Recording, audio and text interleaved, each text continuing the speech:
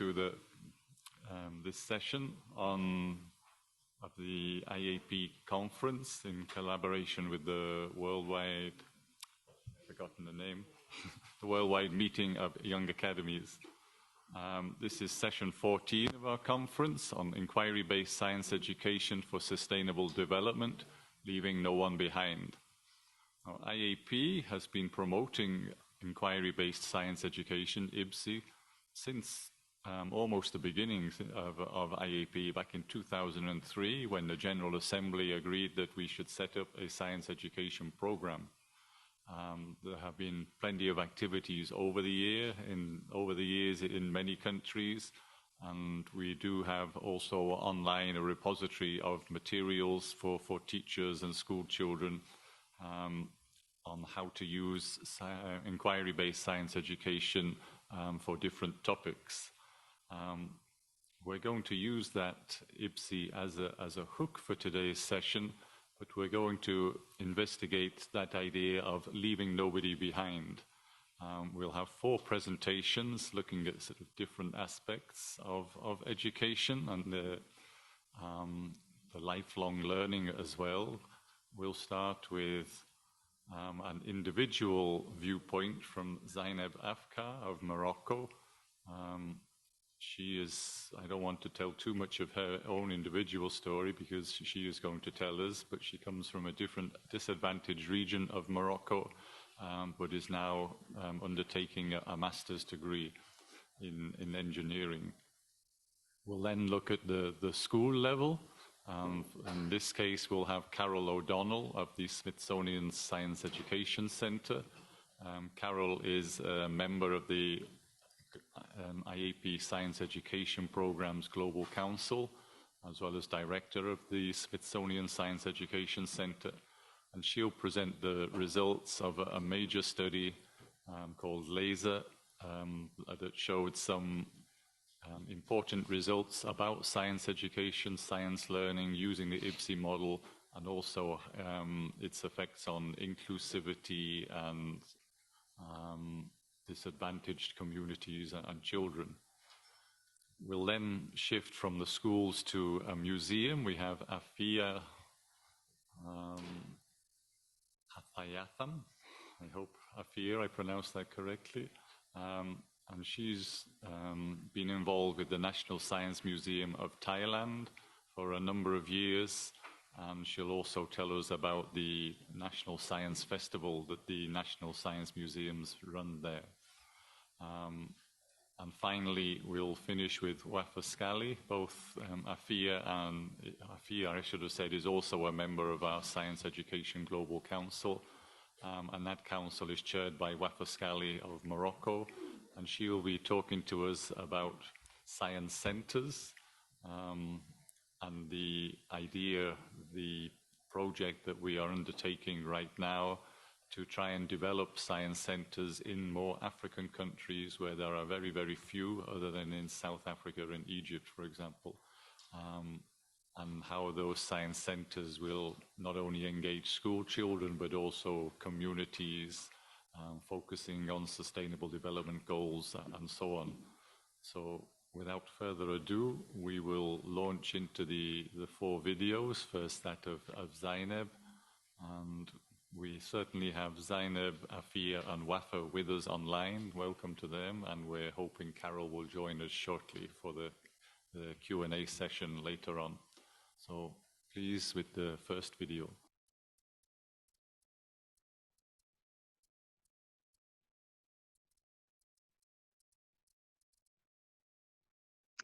Hi, everyone. My name is Carol O'Donnell, and I'm the director of the Smithsonian Science Education Center. Today, I'm going to be talking with you about the results of the largest study to date on the implementation of inquiry-based science education.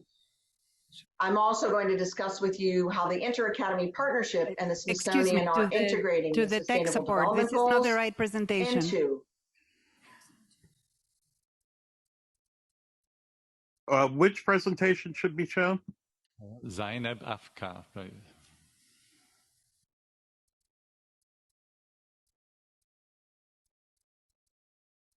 I apologize. My numbering was wrong. Sharing now. Thank you. Okay, thank you.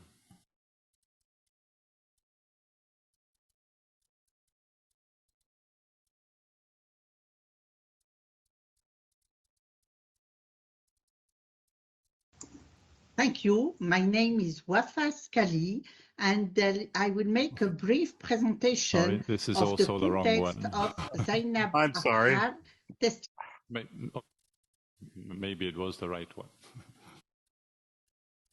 I think Wafa is just introducing Zaineb.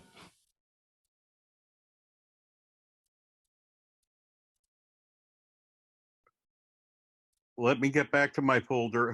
Which speaker is talking?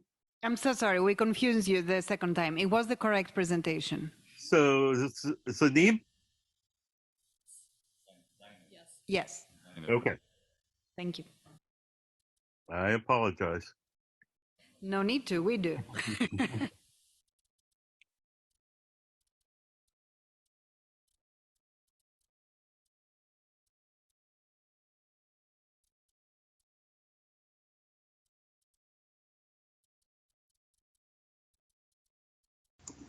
Thank you. My name is Wafa Skalli, and I will make a brief presentation of the testimony. Oh, she's giving the introduction. I got confused this Yeah, time, so we let me got it. repair. We're all good. Please continue.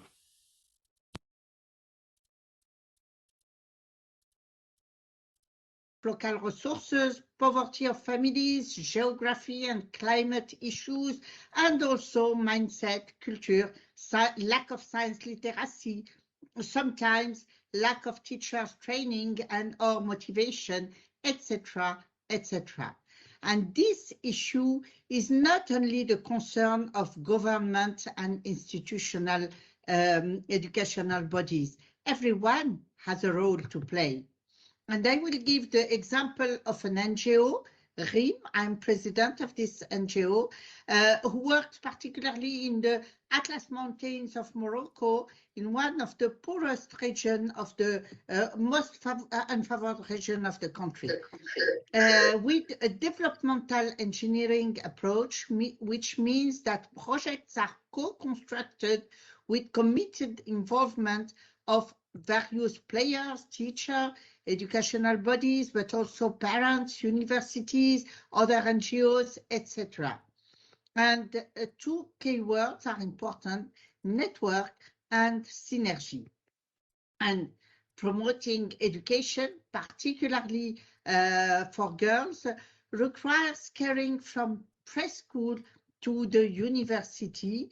Preschool is known as essential to increase performance of children in primary school. And also in these preschool classes, children learn to collaborate, boys and girls. It is an age with a very high curiosity, and probably there are a lot of seeds of researchers from those classes. Also, another aspect is shelters to prevent girls dropout, and Zainab will tell you about that. And we also act for excellent grants. We don't provide directly the grants. We use our network so that these girls can have grants to continue in science and engineering studies. And Zaineb Afkhkhar is a very nice example. So Zaineb, I let you speak. Hello, everyone. My name is Afkhkhar Zaineb, and I'm a data science student at Mohammed VI Polytechnic University. I'm here today to share with you my experience with RIM NGO. So first of all, allow me to introduce myself. I'm a Moroccan rural girl coming from a village called Moulay Ibrahim. It's actually next to the highest peak of North Africa, Toubkal. The problem is that in my village, we didn't have high school. So I had to move away from my family to continue my education. But my people back then were used to send only boys for high school for multiple reasons. So everyone was telling me that you just have to give up, you don't have to work that hard. But I didn't listen to that, certainly. I worked hard anyway, and I graduated middle school with high grades, which encouraged back then my teachers to help me convince my parents that I could do better, much better in high school.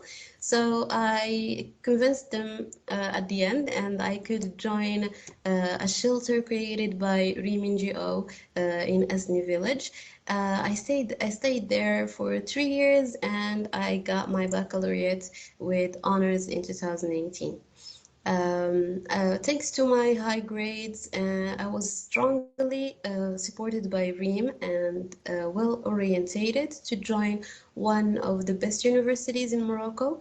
I joined Mohammed VI Polytechnic University as a data science student, and I studied there for 3 years. I graduated in 2021 as a data analyst. I'm currently a junior data analyst. I decided to continue my studies, and I went for a master's degree thesis. I'm currently a second-year student in a modeling and data science master's degree. And I'm enjoying myself because I'm going deep in something that I like. So this is for my education. As for my personality, a social work fun. I like doing a lot of social experiences.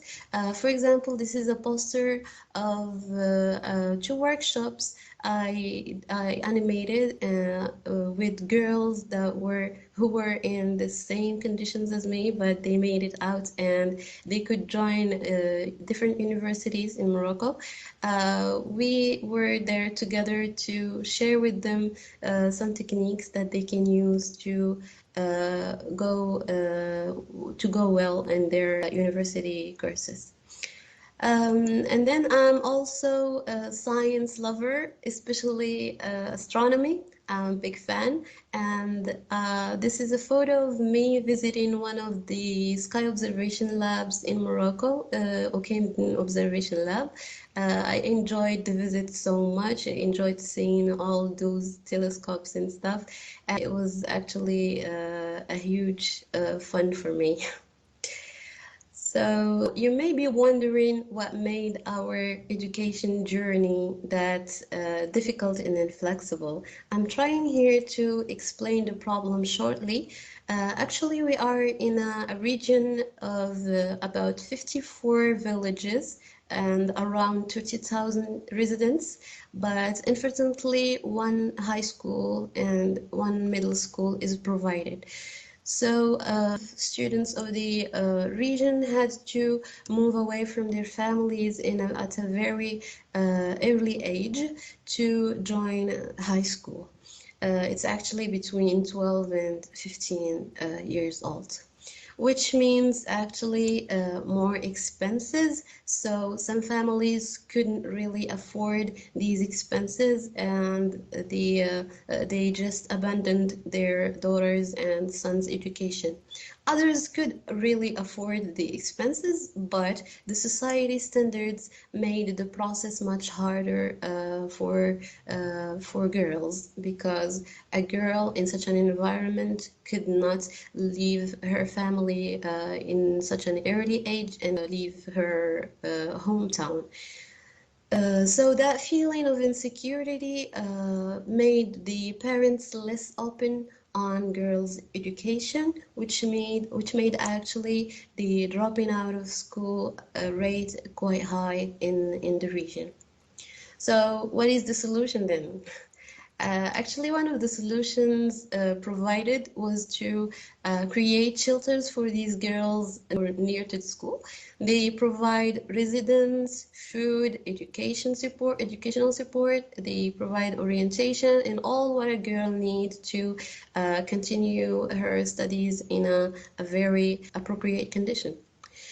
So what made actually this solution quite successful are these three reasons from my own point of view.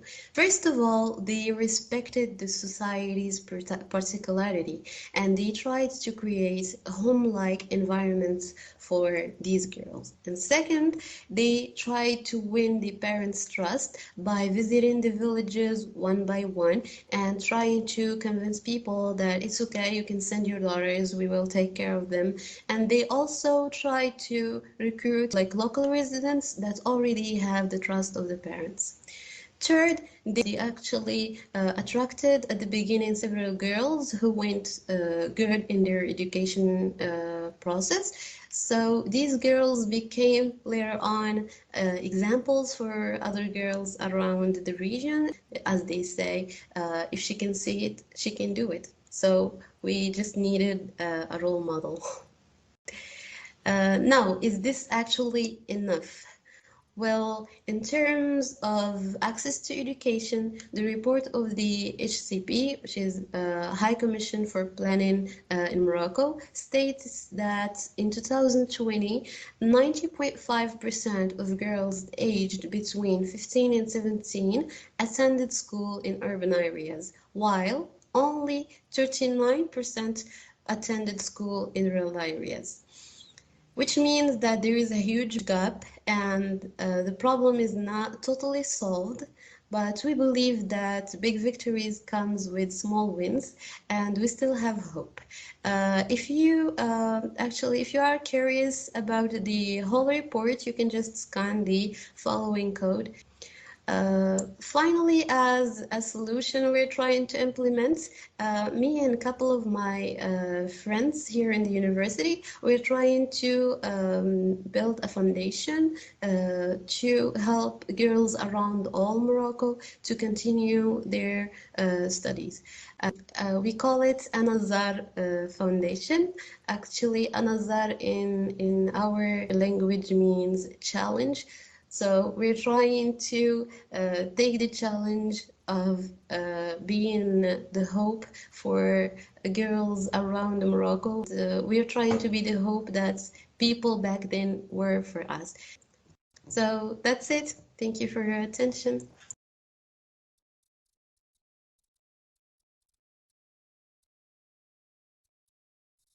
Okay, thank you very much, Zaineb, for sharing your personal story with us.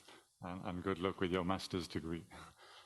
Let us move on to the presentation by Carol O'Donnell.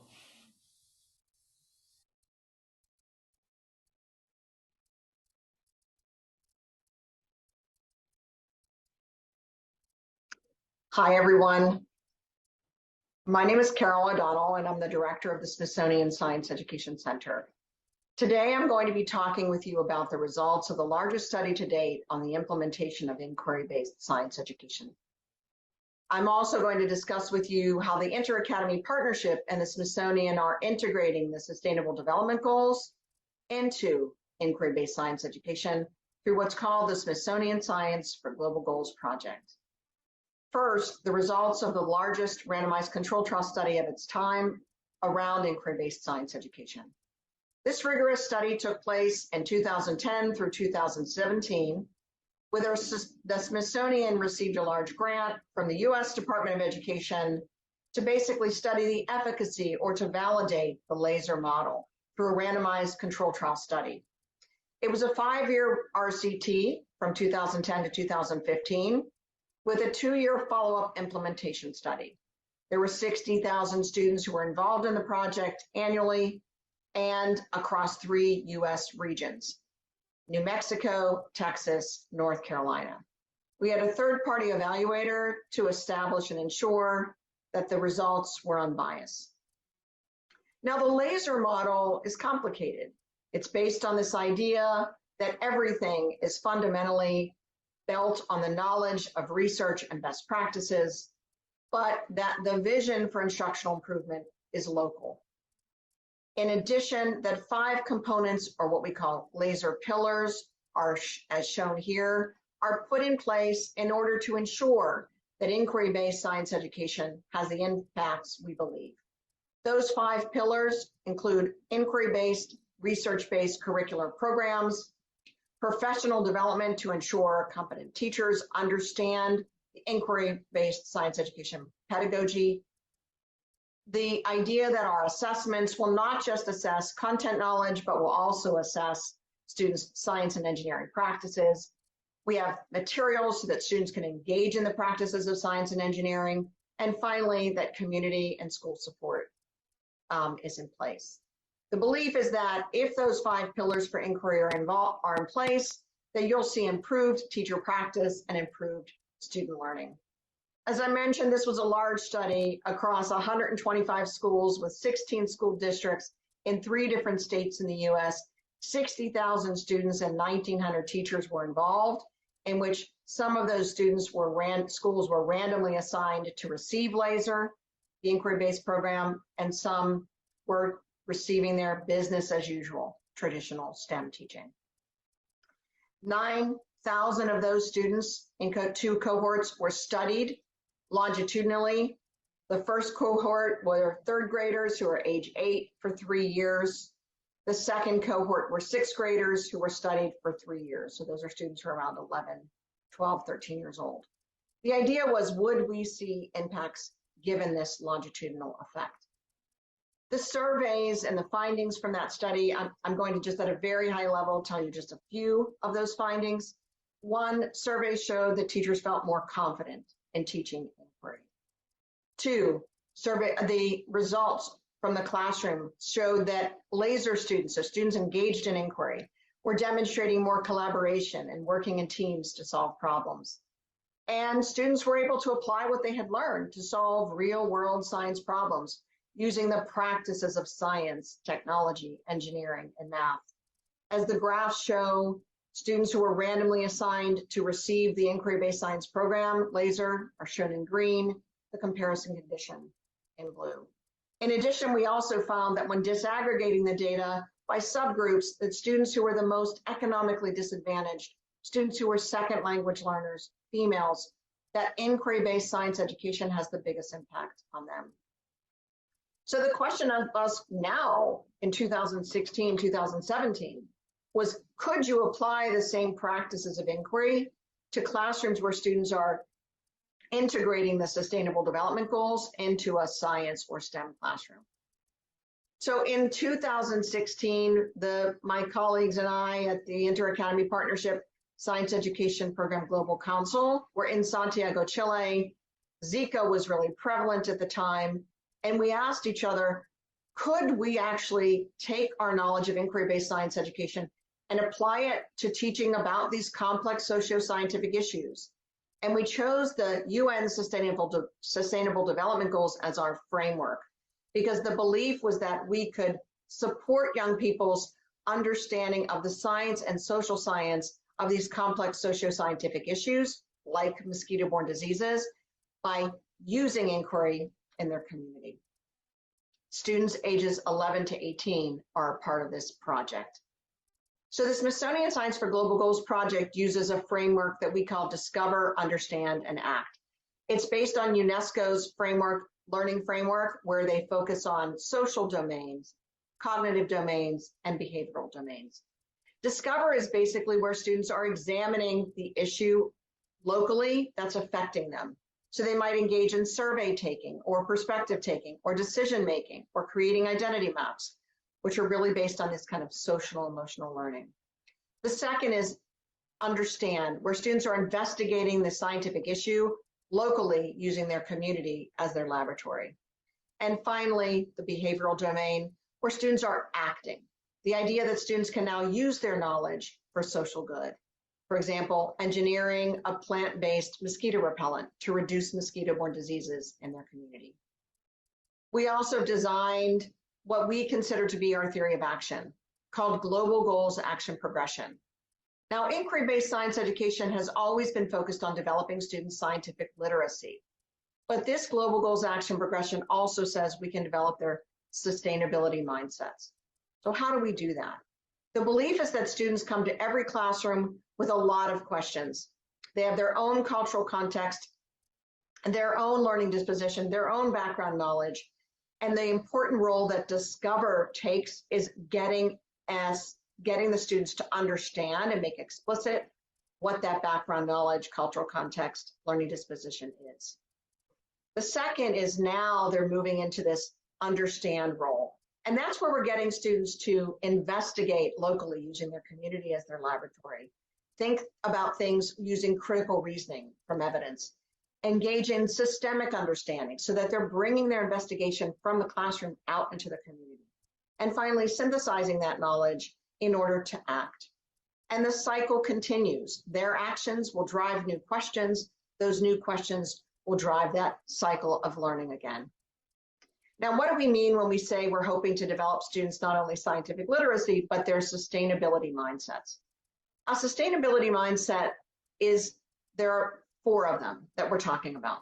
The first is empowerment and agency. And this is the belief that students can actually, their actions can actually lead to positive change.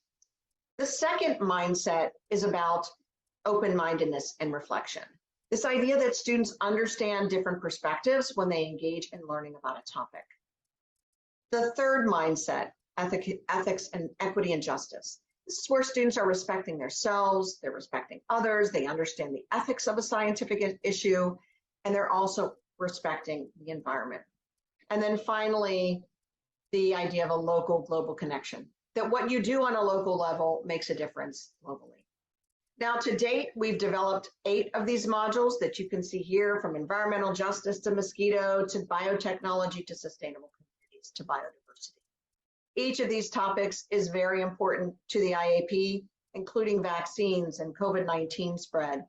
And we develop these guides to help students investigate these issues at a local level to understand the impact globally. To date, we've reached 2.4 million students with this project, Smithsonian Science for Global Goals. 30,000 educators have been trained, and we have been working with people from 72 different countries. And so in summary, I go back to this idea that it is possible that inquiry-based science education, we know, does make a difference in students' learning. In addition, you can apply inquiry-based science education learning to a project which integrates the Sustainable Development Goals. These free community research guides, as part of the Smithsonian Science for Global Goals project, is able to promote not just student scientific literacy, but their sustainability mindsets by teaching them that the most complex socio-scientific issues of their time can be solved using science and social science to help to address the issue. So I just want to say thank you. Please do not hesitate to reach out to me. I look forward to answering your questions, and my email address is here. Take care.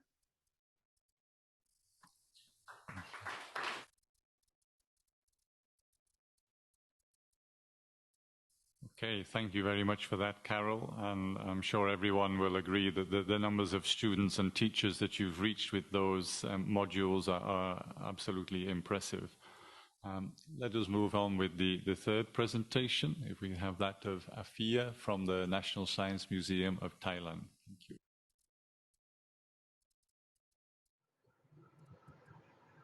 Sawadee ka. My name is Aphiya Hathayatham. I was the Vice President of the National Science Museum Thailand, and now I am a member of the Senate Substanding Committee of Higher Education, Science, Research and Innovation. It is a great pleasure for me having a chance to give this presentation to all of you today. I will share my 20 years experience in science museum and science education business with you today. First, I will introduce NSM and its facilities. Then I will present how IBSE can be used in science exhibitions and activities to facilitate teachers and learners in science education. Finally, I will talk about how we have made science accessible to everyone and make sure that we leave no one behind. NSM was founded in 1997 and opened its first museum to the public in year 2000. During the past 25 years, NSM has developed 5 science-based museums in Technopolis, Pathum Thani, which is about 28 miles from city center. These museums are science museums, natural history museums, ICT museums, Ramanai Museum, which is a museum about environment and ecology. And the latest one is Futurium. It's a museum of innovation, which is under construction right now. It is aimed to be opened to the public in year 2025. From this slide, you can see that NSM also has changed its logo to have a more modern look to mark the beginning of the second quarter. Apart from the 5 museums in Technopolis, NSM has also set up branches in other regions by working together with many other institutes, both government agencies and private sectors. These branches are called NSM Science Square. At present, there are 3 NSM Science Squares. The first one is located in Bangkok City Center at the Street Rashada Shopping Center. The second one is in the north at Princess Sirinthorn Astro Park in Chiang Mai. And the third one is in the northeast at Suvarnabhumi University of Technology.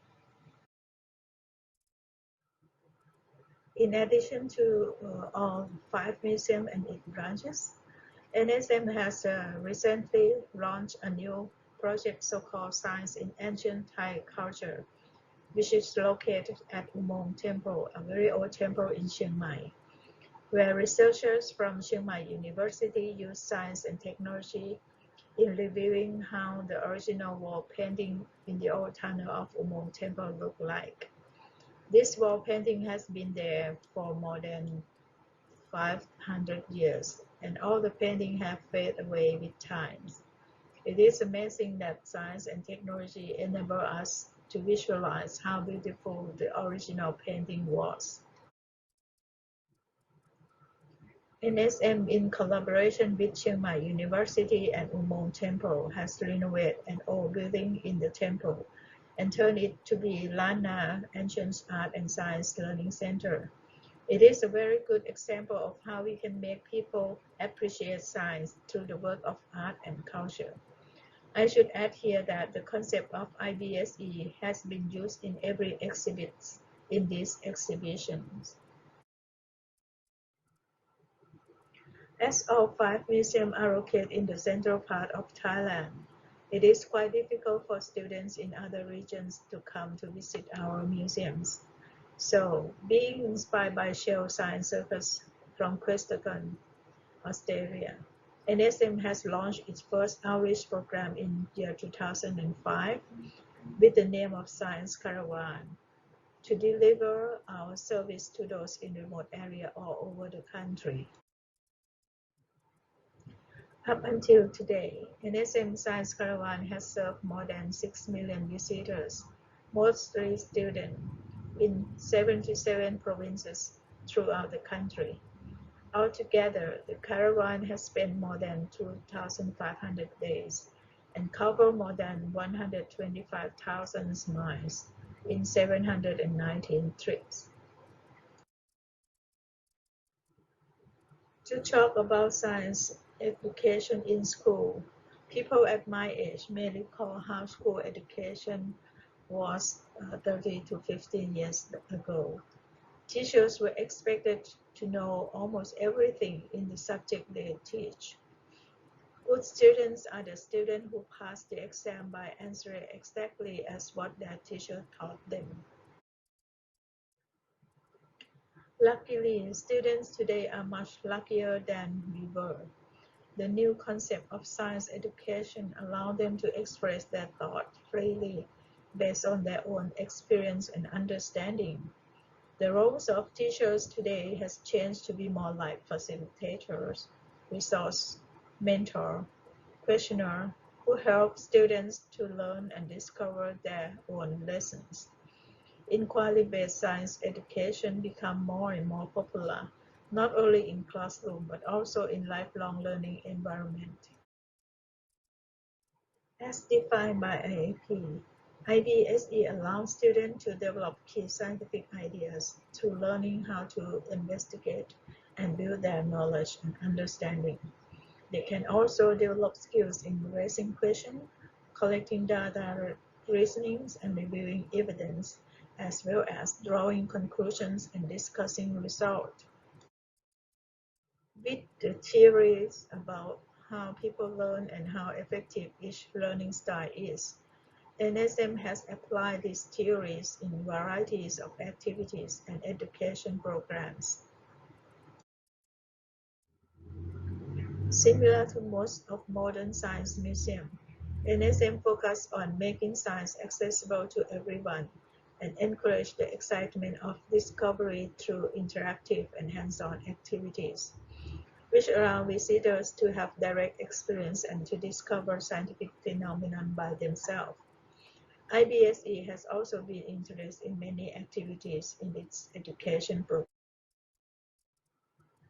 Water rocket competition is a very good example of how IBSE can help students learn and understand science by themselves, whereas teachers can act as a facilitator who monitoring their trial and error, asking questions while students try to design the rocket using the concept of IBSE, which lead them to discover the answer by themselves. In each and every program of NSM, presenters, performers, speakers are trained to implement IBSE wherever it is possible. However, the mission of NSM is not to educate but to inspire, to give a good impression about science and technology, and to encourage people to make use of science and technology in their everyday life. Therefore, the survey we conduct are not about how much people learn from our exhibitions or activities, but how much they enjoy their experience with us. Even though I have seen a lot of students interacting with exhibits and doing all kinds of activities, their excitement, laugh, and smiles with sparkling eyes always bring a smile on my face and happiness in my heart. I believe that all of NSM staff feel the same. It encourages us to put more effort in reaching out to as many students as possible, no matter how far away they are. Traveling exhibitions is enjoy science careers. Many students, especially those in remote areas, know very little about science-based career. The career or profession they know most are doctor, teacher, soldiers, policemen, and merchants. This exhibition not only allows them to learn about different careers that they never heard or never know of, but also let them meet with the person who is working in each career so that they can learn directly from each of them. Last but not least is our National Science and Technology Fair. NSM has been organizing this event for more than 15 years. It is the biggest science event in Thailand and probably in Southeast Asia. NSM works together not only with the organization under the Ministry of Higher Education, Science, Research and Innovation, but also with many other ministries as well as private sectors and international organizations to make this event possible. Variety of exhibitions, activities, experiment, show, seminar, competition, performance, drama, stage presentation, and many more are available in this event. This year, we add more programs so-called Science Carnival in this event at our branches in Bangkok. From this slide, you can see that there were several programs about bodybuilding, e-sport, Microsoft HoloLens for Metaverse, and many more in the Science Carnival to serve people who have different interests. As a picture is worth 1,000 words, I don't think I need to give an explanation about the experience the students and other visitors got from our event. These slides show different activities that we have in the National Science and Technology Fair. Earlier, before the pandemic of COVID-19, we also organized many international programs, conferences, symposiums, and seminars. NSM also persuaded the young scientists from Thailand Young Scientists Academy to communicate directly with the public about science. This year, they got a grant from IAP-SAP in developing Asian Science Speaks workshop, being inspired by an Asian International Conference that NSM organized in year 2019. In conclusion, I believe that IBSE can be used in various forms, both in formal education and in informal education. My experience convinced me that children are all the same in all continents. They long for knowledge and they want to gain the knowledge from their own discoveries. The function of museum today is similar to the function of teachers. We inspire, facilitate, support our visitor or students, and we are always accessible, resourceful, and try our best to leave no one behind. Thank you very much for your attention. If there is any question, you can contact me at my email address above. Thank you. ขอบคุณค่ะ สวัสดีค่ะ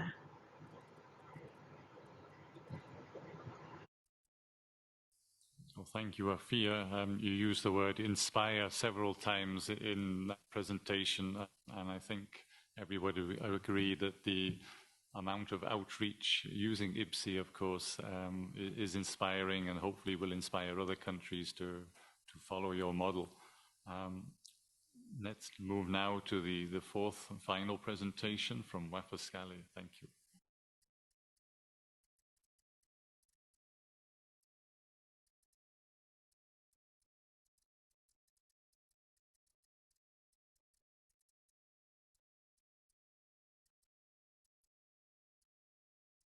Thank you.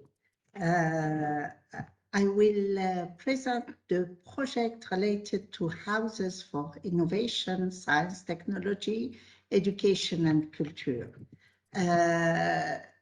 We know that leaving no one behind in unfavored region is a complex issue because of local resources, poverty of families, geography and climate, and so on.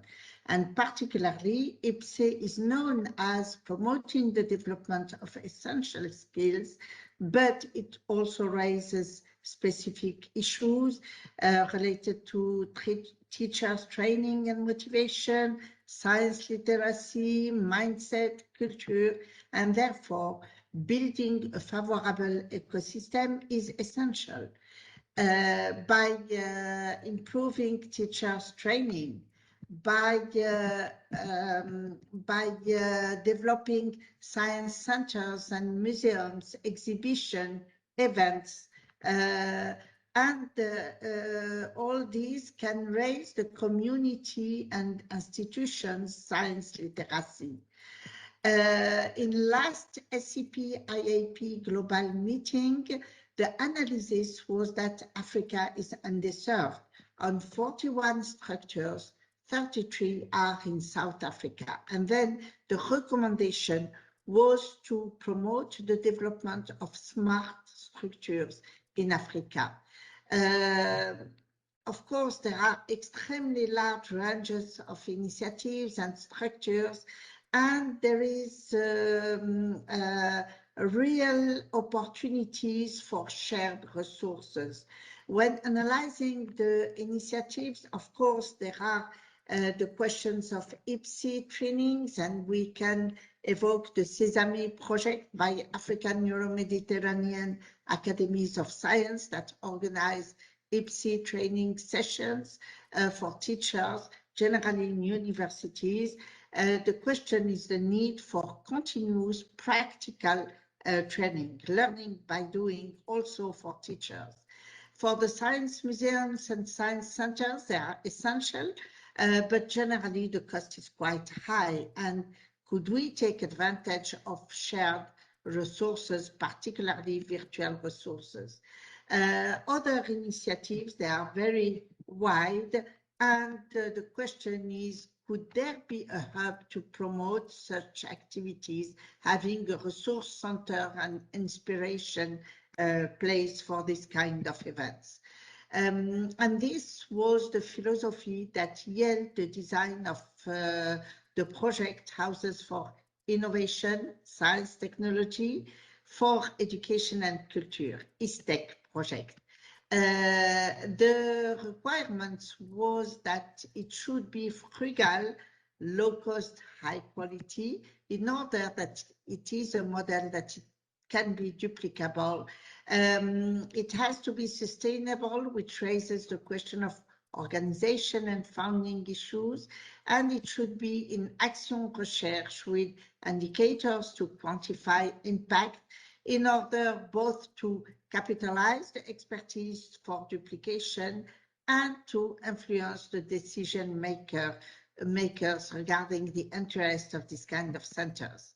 We considered 4 components in these houses. The first is area for workshop and continuous training of teachers, building enthusiasts. Every day, 3 teachers can come with their students to implement IPSI with an experienced trainer and students and scientists that help the process. We could consider 3 equipped rooms, preschool, primary, secondary, and the aim is to reinforce the teacher's experience, motivation, and self-confidence. The impact can be quite high by considering 3 teachers a day with their classrooms. There could be about 500 teachers that were reached each year and thousands of students.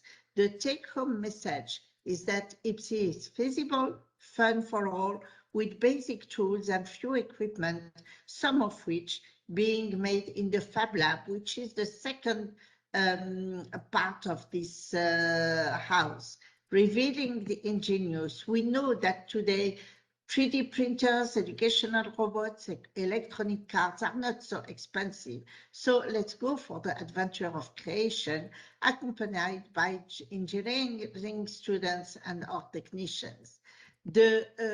Altogether, they learn to search resources, to program machines, and to build objects and systems, showing that the world of new technologies is now accessible. So go ahead, children, young parents, teachers, with best productions in the exhibition area. And in an eco-consumption system, plastic can be recycled for this, for feeding the 3D printers. The third part is a digital museum and exhibition area with interactive screens and virtual reality glasses. We can today bring science within the reach of community. There are a very wide range of shared resources from all over the world on various topics, and people, each community can choose the topics that are of most interest for them, and it can change every month and so on. So also interactive exhibitions could highlight the most brilliant achievements from the schools and university from the surrounding area, which yield shared pride, stimulation, and social dynamization. The fourth part is a pedagogic open-air space with outdoor educational work, which is the opportunity to observe its environment, question oneself on the subtlety of the living through fun and formative experiences. And all that should yield participation of children, of teachers, of students, of communities, of institutionals, and we would like that everyone leaves the center with a desire to come back again. And we consider that these houses could have a strong impact both on IPSI practice, and on changing mindset. The current status is that the project has been designed, pilot centers have been defined, fundraising is in progress, so it is the very beginning. Some key points of interest in the budget, buses and logistics to bring the classrooms to the center is an important part if we want to have this massive impact on children and teachers. Infrastructure are generally costful, but we could take advantage of existing infrastructures and adapt because there is no need of huge adaptations. For material and virtual equipments, the network of experts could help, particularly LAMAP Foundation and the Smithsonian Center, Science Education Center, also NASA, KISTIC, Sesame, and many others. For the human resources, it is important to have resources not only to run the center, but also for social dynamization and to make the link between IPSI networks and local and regional players. As for the governance, it is important to imply several actors, ministries of education and research, science academies, universities and research centers, and other founders, because every actor can play a role, and this is particularly important, synergy. In conclusion, these tech houses should increase teachers' competence and motivation, yield the implication of university students and scientists, and it is good for the children and it is good for them. Yield general public initiation to scientific culture and improve the link between IPSI networks and local and regional players. So these houses could be a manufacturer of science and technology lovers. Thank you for your attention, and thank you for the working group that you see here, also the Global Council advisors, the partners and these institutions. Thank you.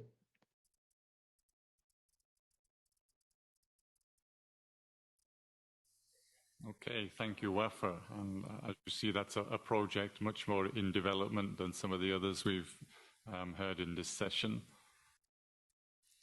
Perhaps now we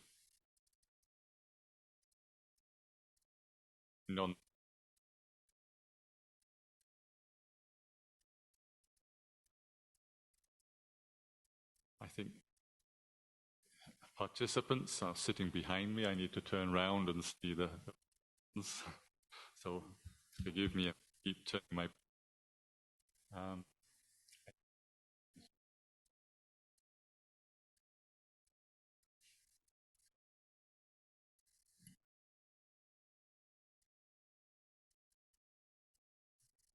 Hello, am I audible? Yes. Okay. Now I'll go. Thank you. I have a question for Carol. Thank you for your presentation. My name's Frank. I'm a professor of education, and inquiry-based teaching and learning's a big deal too in Canada, and it was really interesting to hear of your study. I'd like to ask if you can expand a bit on the cultural contexts piece that was repeated maybe twice in there. And, you know, I come from a province for which the cultural contexts across the province can be quite vast, and I'm sure that's true elsewhere. But within the school and community sites where this study took place, I'm wondering if you could describe, just to give us a sense of the sorts of cultural contexts that were at work there, and also how, if at all, those cultural contexts influenced the teaching and learning that took place in these classrooms.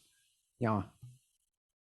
Yeah, and Peter, just go ahead. Should I just go ahead and answer the question?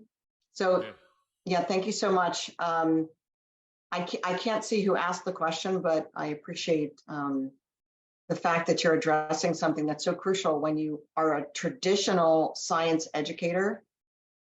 tend to think about the content and the fact that your job is to make certain that the content is disseminated to students and that they accept what you say as truth. And that's the traditional way of teaching science, decades ago. And we're certainly not there today. We recognize that our young students come to us, as I noted, with many questions, but also with their own background knowledge and their own cultural context. And so there are a couple of things that we do. First of all, before we engage in talking about any of these socio-scientific issues, we have students create an identity map where they think about themselves, how they describe them, what are some of the characteristics that they believe define who they are. And they create this identity map either on paper or actually a physical 3D identity map where they bring objects in from their place where they live to demonstrate kind of their background. And this is important because students, as we know, who come from different backgrounds, whether it's indigenous populations or people who have more westernized views of science, that does influence their decision making. It also influences their perspective taking. And so it's important for us to begin every one of these, what we call Smithsonian Science for Global Goals modules that we've developed in collaboration with IAP at the start, understanding who our students are. They're very open-ended modules, and it's important for our students to make certain that they understand that there are multiple ways of knowing.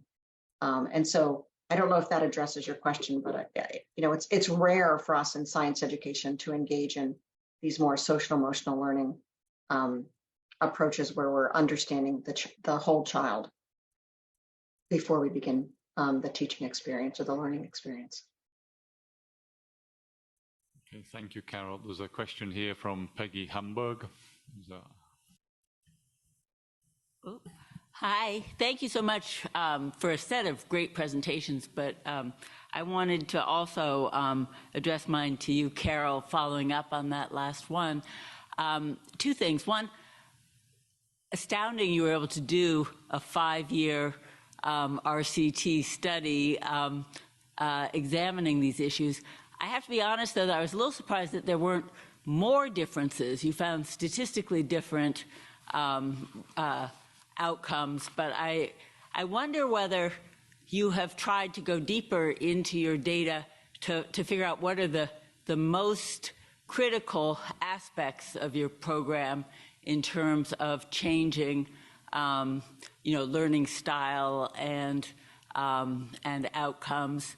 Because, I think the more we can understand about, what are the things that most matter, the more we can, create a streamlined approach. Well, streamlined may be the wrong word, but, I think the goal is to be able to really replicate these approaches in many different settings and contexts. And so that was one question. So related to that, thinking about, these wonderful materials that you've developed over time, how much can those be shared with other museum settings and science education settings around the world? Thank you. Yeah, absolutely. So thank you, Peggy, for the question. So first of all, in terms of the randomized control trial study, this study was funded by the US Department of Education, and it was to test a model that's pretty complex called the LASER model, this Leadership and Assistance for Science Education Reform model. And a couple of things to think about. The model has 5 pillars or components that I mentioned: curricular materials, professional development, this idea of material support, so giving students the right stuff that they had in their hands, administrative support and community support, as well as aligned assessments. And when you study when you have a randomized control trial study in which you have a multiple, very complex intervention, it's hard to actually know what the outcomes, if you do get any outcomes, can they be attributed to all of those components together or any one singular part of that model. And so the assessments that were used they were twofold. So one was a standardized assessment called PASS, which was a performance-based assessment that had 3 components. One was multiple choice test, where students were asked a series of basically fact-based questions to assess whether they understood the content. The second was a set of items that were critical thinking questions, and they were open-ended. And then the third was a performance-based assessment. And the reason this PASS assessment was so crucial was, one, because when you're, as you know, Peggy, like in the United States, we were working across 3 states, which all had different standards, which all had different assessments at the state level, and none of them had a science assessment that we could draw from. And so because we were trying to compare these students across these 16 school districts, 124 schools, we needed one assessment that would allow us to compare. And so it took us a while, because What Works Clearinghouse in the US, which sets this incredibly rigorous set of criteria for evaluation, did a lot of investigating to determine whether or not they would even accept PASS as an assessment as being standardized, and they did. What we found was that on the performance-based assessment, when you disaggregated the data, that's where you saw the biggest increases. The second biggest increases were on the critical thinking skills, and we saw no differences on the multiple choice tests. Now, some of us would think, oh, that's bad. We didn't see any differences in the multiple choice tests that were more fact-based.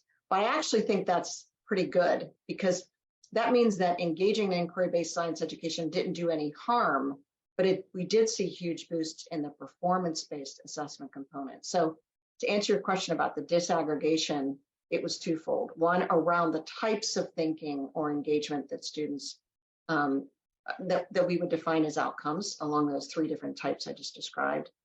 And the second is we disaggregated by these subgroups.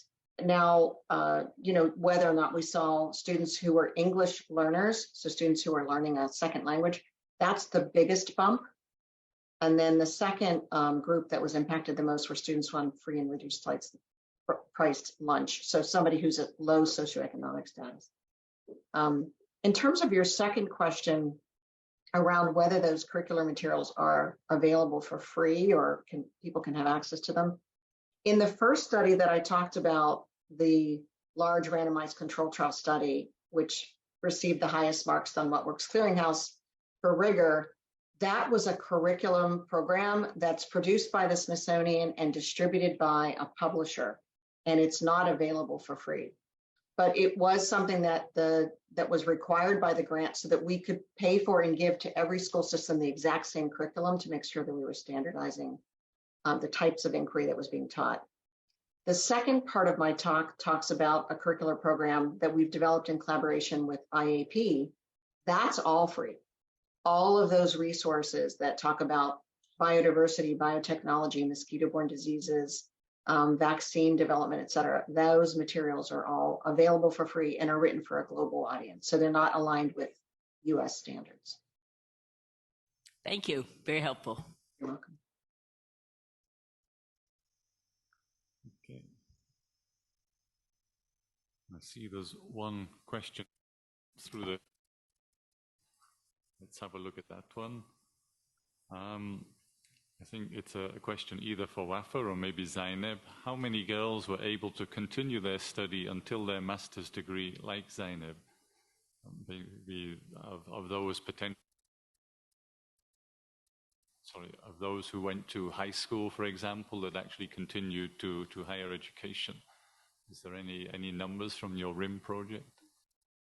Perhaps a brief response about the first shelter that we got, in which we got 20 girls. So the numbers are small because it's the model that is important.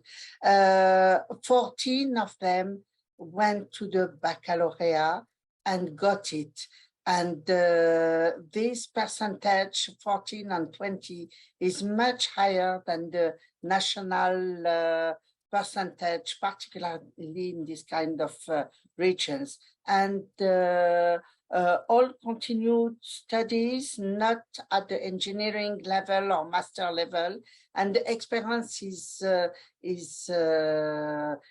short. So now we have only 3 which are at this level, but we hope that it will increase. And of course, I speak of one region, but there are other NGOs that support also girls from unfavored regions, and we hope we have about 20 now in the pipe in our NGO, but there are many others. Zaineb, probably you can complement the response for what you see in university, Mohammed sees, and others. Well, actually, the numbers are fascinating sometimes, but they don't give like the real view of things. We believe that even though few girls made it to engineering and made it to master degrees, but a lot of them, or all of them, these the girls who were to have a new view of their own lives and a new view of science and education. As for our educational courses, etc., I know a lot of girls who did actually get into good universities around Morocco and even abroad.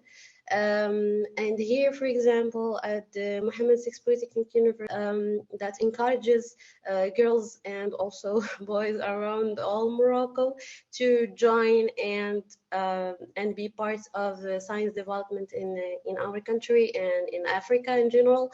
And a lot of these girls are actually from different regions around Morocco, and they're not coming from urban areas. They're coming from rural areas. That is a proof that we are going in the right track, and we are getting more results with the years.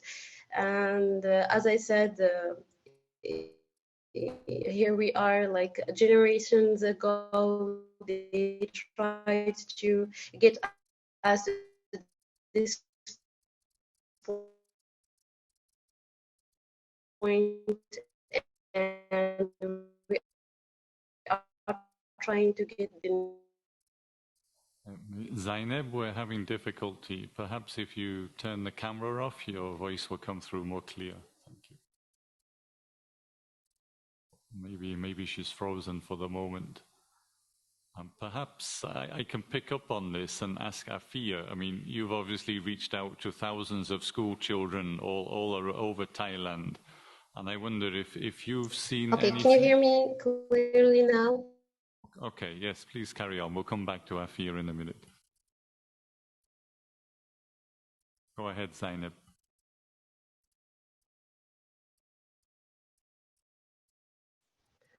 Well, I'm so sorry, my internet is a little bit weak, but I was saying that yes, there are several girls around me here that are doing engineering, and they are so good at their work, and they are not like most of them are not actually coming from urban areas. They are coming from rural areas and defavorite areas. So we believe that the work gave its results. And I was telling you that generations ago, generations worked for us to get at this point, and we are generations today, same point. So results are there. Okay, thank you. I was moving to put a question to Aphiya. I mean, you've reached thousands of school kids right across Thailand with your science fairs and your science caravan that you mentioned. I wonder if you've seen anything, or have you monitored the sort of responses to, disadvantaged areas, rural areas? Have you seen an effect of this kind of outreach and inspiration that you provide in those sort of areas? Thank you, Peter. Actually, we have many cases that we heard back from the students who participate in our activities, both in Science Caravan or at the site of the museum itself. Some of them become, how to say, very engaged in science by actually set up their own science education program. And we heard from some university that we use as a site for our Science Caravan that a lot of the students who are more interested in participate in science and to continue that study in science. We also have some program to promote these students who are interested in continue their study in science by, how to say, working together with the university. We also have the university nearby our museums that has a program for their students to come to work with us, and also for some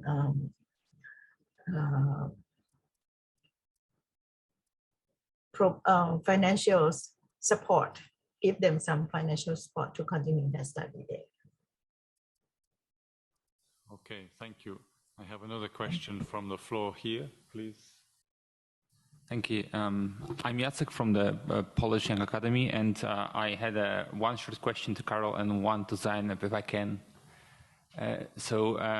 Carol, you mentioned about the availability of the resources, especially the second set of the resources, to be used and by people around. And I wondered if you.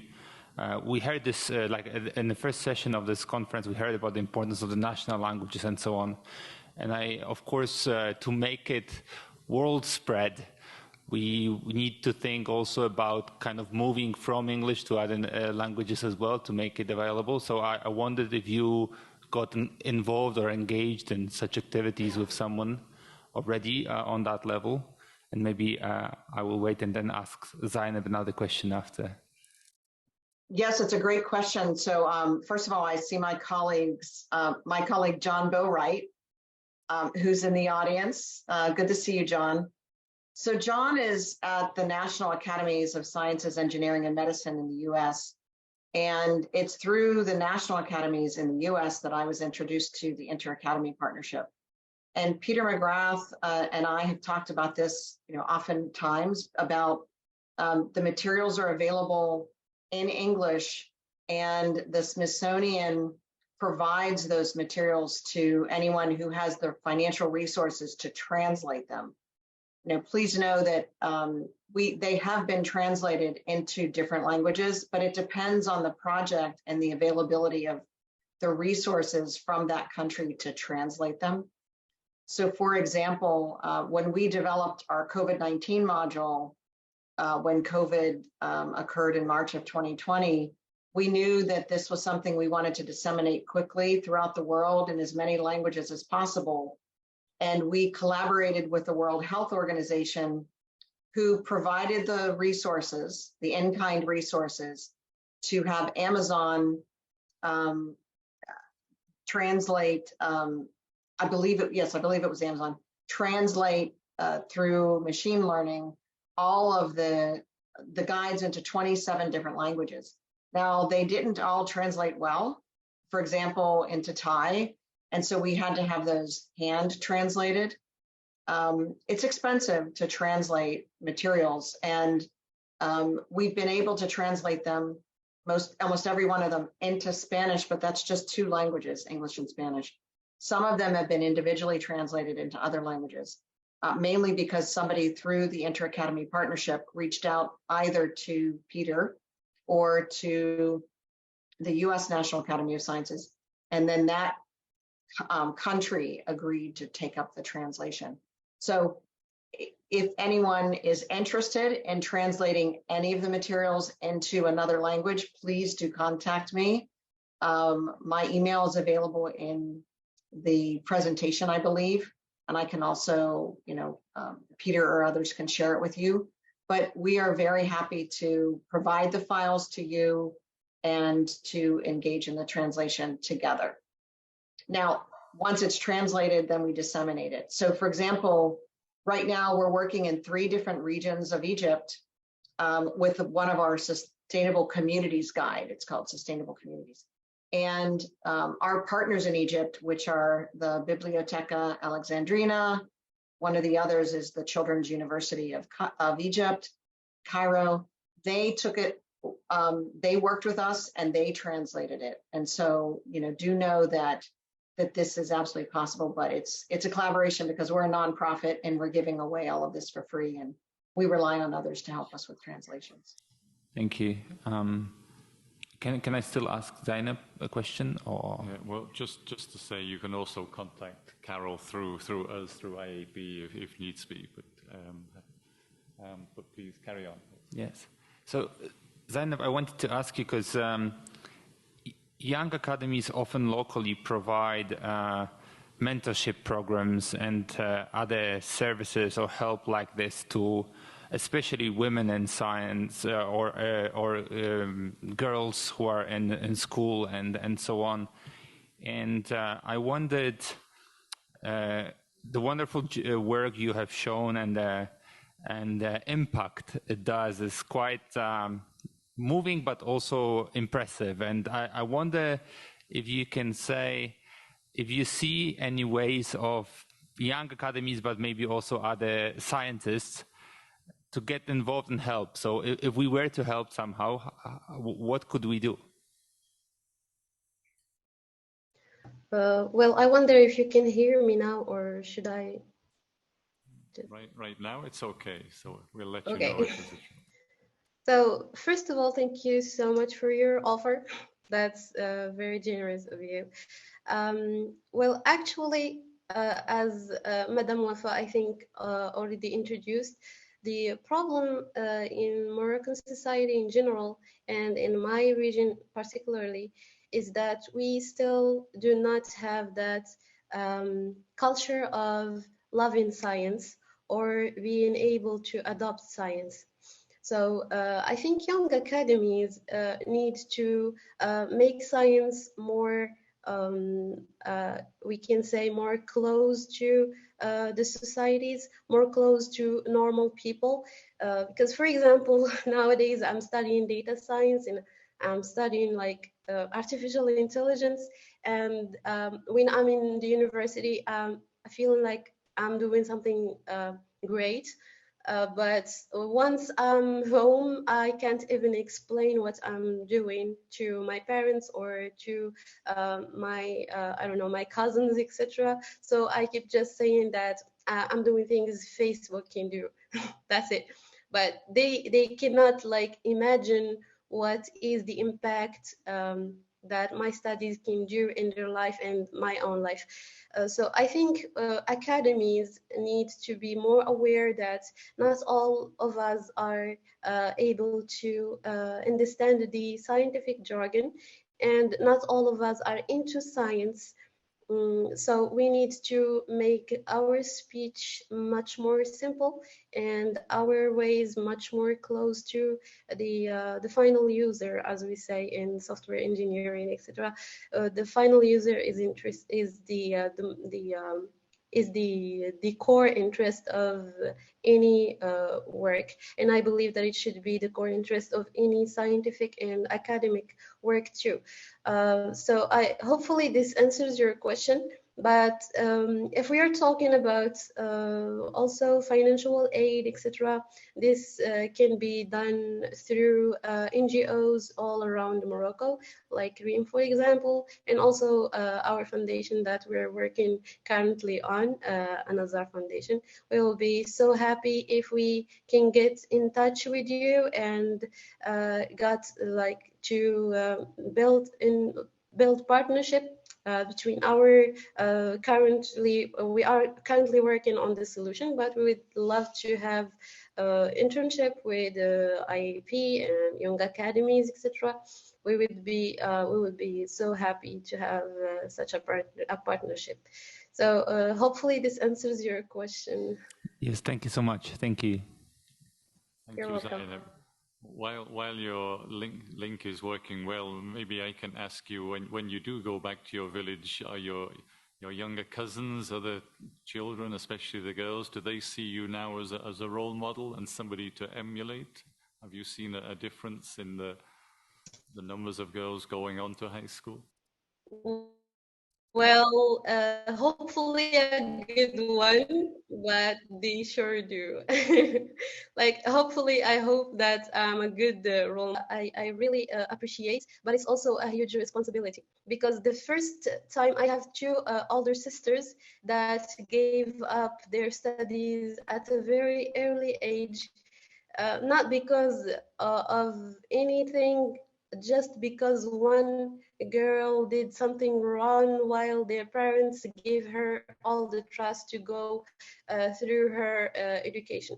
So I think when my parents gave me the permission to go and continue my education afterwards, they actually trusted me, and I was like, maybe I can say that I'm an independent person and I can do anything. This is responsible on my own actions. But the problem is my own actions can actually destroy lives behind. So I should be extremely careful about my deeds. And I had to be, and I still have to be extremely careful, because my society is not actually easy to deal with.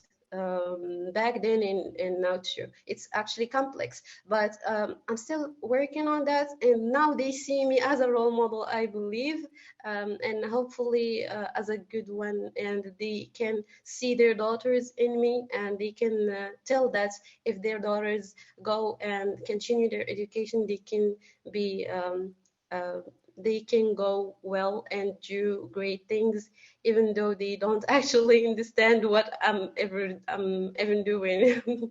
But it's okay. It comes with time, and I believe we're going in the right track. Okay, thank you again. We don't have much time left because we have to spare the last few minutes for a poll. It'll sort of give us an impression of how this session was received. But maybe Wafa, if you want to sort of give some thoughts on what we've heard and maybe some final words, some wrap-up. Thank you very much. First, thanks for all the participants, Carol, Aphiya, Zaineb, and Peter, of course, that gave a global view on this complex issue. I think that Zaineb raised the question of it's particularly a question of mindset, and all what you do in these wonderful museums, in this wonderful Smithsonian Science Education Center, is to increase science literacy and to bring science closer to people. Because in many countries, not only in Morocco, in other countries, science may be seen as a threat, while it is a wonderful opportunity to change the world.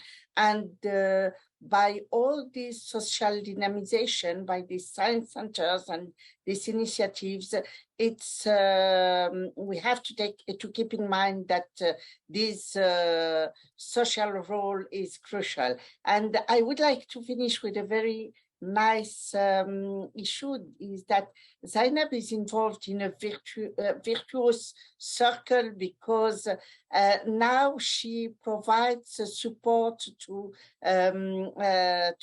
students in the shelter. And last year, for example, she was particularly taking care of a tree that were to pass their baccalaureate. And I think that when people like her provide support to younger that were at their place, they were at their place some years ago, she is much more placed to tell them, go, you can arrive, and you can dream. And if you dream and if you work hard, then you can reach your dream. And I think that this virtual circle is something that is important, virtuous circle. Thank you. Thank you all for participating to this session.